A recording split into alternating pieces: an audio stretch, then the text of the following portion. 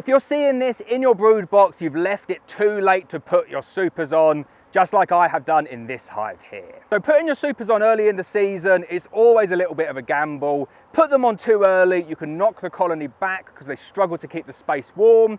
Put them on too late, this happens, they try and swarm and they backfill the brood nest with nectar. I'm going to pull out a couple of frames here to show you what it looks like if you've left it too late. I'd like to say I err on the side of caution and just think I put them on early, but I've done it before where I've done that, I've gone in, put them on early, and then the weather has turned and it's just been so miserable that I've had to feed, which means that I've had to go out and take the supers back off again.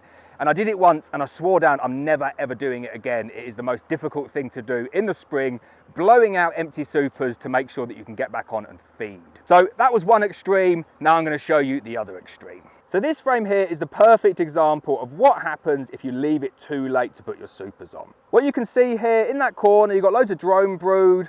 All around the top ring there, you've got lots of nice worker brood. And if this colony here had supers on, what you would see in the center there would be eggs. Guaranteed you would be seeing eggs there because that's what bees do, that's what queens do. They start in the center, they work out to the edge, and then once it's all emerged in the center, they go back in and they lay eggs there again.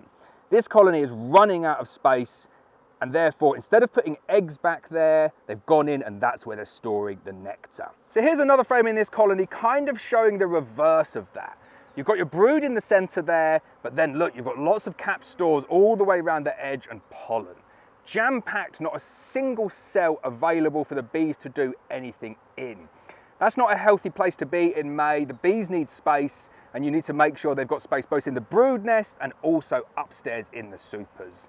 This colony here has got neither, and it needs immediate action. So there we go. If you're seeing that in your colonies, like I said, pause the video, get outside, get the queen excluder on and super up immediately. If you catch this in time, it's an easy fix for the bees. All they'll do is they'll lift all of that nectar up into the supers, creating much more space in the brood nest, which hopefully, fingers crossed, should stop them swarming.